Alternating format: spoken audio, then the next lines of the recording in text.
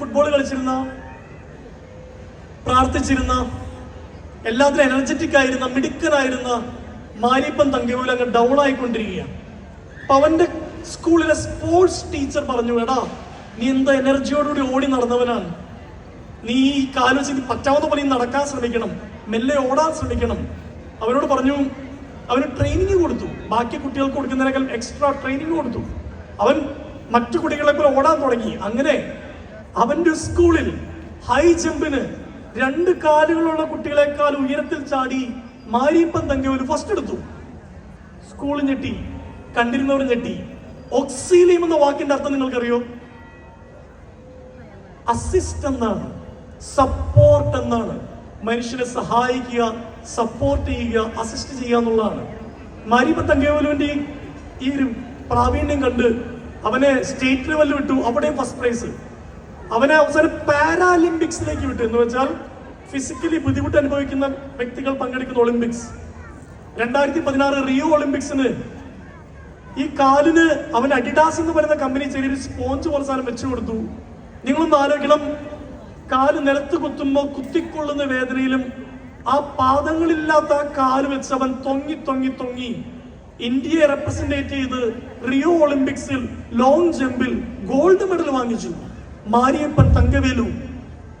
എന്നെ ഞെട്ടിപ്പിച്ചത് അവൻ gold medal വാങ്ങിച്ചതല്ല. Gold medal കിട്ടിക്കഴിഞ്ഞപ്പോൾ അന്നത്തെ തമിഴ്നാട് ഗവൺമെന്റ് 2 കോടി രൂപ പാരിതോഷികമായിട്ട് കൊടുത്തോണ്ട് 2 കോടി. അവന്റെ വീട് അതിദാരിദ്ര്യം നിറഞ്ഞതാണ്. അവൻ ചെയ്തൊരു കാര്യം എന്താണെന്നറിയോ? ആ 2 കോടിയിൽ 30 ലക്ഷം അവൻ പഠിച്ച സ്കൂളിൽ അവൻ കൊടുത്തു. അവന്റെ പെങ്ങന്മാരുണ്ട് 3 പേര്. അവരൊക്കെ മുമ്പോട്ട് കൊണ്ടുപോവേണ്ടത് ആ പൈസ വേണം. നമുക്കൊക്കെ 10 രൂപ കിട്ടിയ 3 രൂപ നമ്മൾ ആർക്കെങ്കിലും കൊടുത്തിട്ടുണ്ടോ? മാരിയപ്പൻ തങ്കവേലു എന്ന് പറയുന്ന മനുഷ്യൻ, അവന് സ്കൂളിൽ നിന്നൊരു അസിസ്റ്റ് കിട്ടി. അവന്റെ സ്പോർട്സ് ടീച്ചർ അവൻ അസിസ്റ്റ് ചെയ്തു. അവൻ വളർന്ന് വലുതായി, അവൻ ഉയർന്നപ്പോൾ അവൻ തിരിച്ച് ആ സ്കൂളിൽ അസിസ്റ്റ് ചെയ്തു. Dear Auxilium Navajyothi school, dear teachers, my dear parents, you school, ഇവിടുത്തെ അധ്യാപകർ എങ്ങനെയാണ് ഈ നല്ല മക്കൾ അസിസ്റ്റ് ചെയ്യാൻ പോകുന്നത്? അവർ ഫിസിക്കലി ചിലപ്പോൾ മിടുക്കരായിരിക്കാം, അവരുടെ ഉള്ളിൽ ചില വേദനകൾ ഉണ്ടെങ്കിലും ആരായിരിക്കും, ഏത് ടീച്ചറെ ഓർത്തിട്ടായിരിക്കും അവർ ചിരിക്കുക?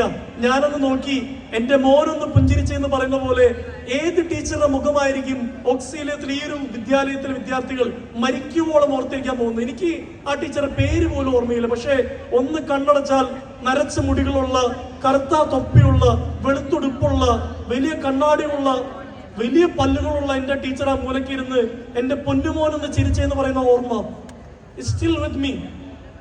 ഇവിടുന്ന് പോകുന്ന കുട്ടികൾക്ക് നിങ്ങൾ എന്ത് ഓർമ്മയാണ് കൊടുക്കാൻ പോകുന്നത്?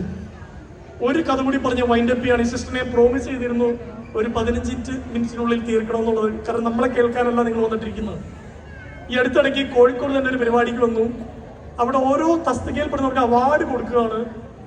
ഏറ്റവും മികച്ച ജിം ട്രെയിനർക്കുള്ള അവാർഡ് പ്രഖ്യാപിക്കുകയാണ്. ഒരു പെൺകുട്ടിയുടെ പേരാണ് പറയുന്നത്. അതൊരു മുസ്ലിം പെൺകുട്ടിയാണ്. തട്ടമിട്ട് ജീൻസും ഒരു ടീഷർട്ടും ഇട്ട് ഒരു പെൺകുട്ടി നടന്നു വരുന്നു. ഞാൻ അത്ഭുതപ്പെടുകയാണ്. ഒരു ജിം ട്രെയിനർ ആയിട്ടൊരു പെൺകുട്ടി ബെസ്റ്റ് ജിം ട്രെയിനറായി തിരഞ്ഞെടുക്കപ്പെടുന്നു. അവൾ വന്ന് മൈക്ക് വാങ്ങിച്ച ആദ്യം പറഞ്ഞ കാര്യം, നിങ്ങൾക്ക് എല്ലാവർക്കും അത്ഭുതം ഉണ്ടാവൂലേ ഞാൻ ഈ തട്ടമൊക്കെ ഇട്ട് ജിം ട്രെയിനർ ആയോന്ന്. ഞങ്ങളുടെ കൂട്ടത്തിൽ പലരും ഇതിനെതിർത്തിരുന്നു. എന്റെ ബന്ധുക്കൾ എതിർത്തു, അയൽവക്കക്കാർ എതിർത്തു. എന്റെ കൂടെ നിന്നത് എന്റെ ഭർത്താവാണ്. അയാളാണ് പറഞ്ഞത്, നീ ധൈര്യമായിട്ട് മുമ്പോട്ട് പോടി, കൂടെ ഞങ്ങളുണ്ടെന്ന്. ഈ അവാർഡ് വാങ്ങിക്കുമ്പോൾ എന്നെ നോക്കിയിട്ട് പറഞ്ഞു, സാറേ ഈ അവാർഡ് ഞാൻ പറയുന്ന ആൾക്ക് കൊടുക്കാമോ? അപ്പൊ ഞാൻ വിചാരിച്ചു ഇതിന് നല്ല ട്രെയിനർ വേറെ ആരെങ്കിലും ഉണ്ടോന്ന്. അപ്പൊ അവര് പറഞ്ഞു, എനിക്ക് സാർ ഈ അവാർഡ് കൊടുക്കേണ്ടത് എന്റെ മോൾക്കാണ്. മോൾക്ക് 5 വയസ്സേ ഉള്ളൂ. എന്നിട്ട് ആ സ്ത്രീ മൈക്കിക്കൂടെ പറയാണ്, ഞാൻ ട്രെയിനിങ് കഴിഞ്ഞ് അവശയായി വരുമ്പോ എന്റെ കിടക്കുവിരി മടക്കി എല്ലാം റെഡിയാക്കി വെക്കുന്നത് എന്റെ മോളാണ്. അലക്കാനുള്ള ഡ്രസ്സുകളെല്ലാം കൊണ്ട് കൃത്യമായിട്ട് കൊണ്ടിടുന്നത് എന്റെ മകളാണ്. രാവിലെ ചിലപ്പോ ചില ക്ലയന്റുകൾ നേരത്തെ ഉണ്ടാവും. അപ്പൊ സ്റ്റൂളും കയറി കട്ടൻ ചായ തിളപ്പിച്ച് ഉമ്മി എന്ന് പറഞ്ഞു കൊണ്ടു കൊടുക്കുന്നത് എന്റെ മകളാണ്. അപ്പൊ ഞാൻ നോക്കുമ്പോ ആ മകൾ അവിടെ നിന്ന് വീഡിയോ റെക്കോർഡ് ചെയ്ത് ഇങ്ങനെ വരികയാണ്. ആ സ്ത്രീ ആ മകളെ ഇങ്ങനെ ഉയർത്തി ഇങ്ങനെ പിടിച്ചിട്ട് അവളുടെ കയ്യിൽ അവാർഡ് ഞാനിങ്ങനെ കൊടുത്തു. ഇവിടെയുള്ള മാതാപിതാക്കളോട് ചോദിക്കാൻ ആഗ്രഹിക്കുന്നത്, എന്നെങ്കിലും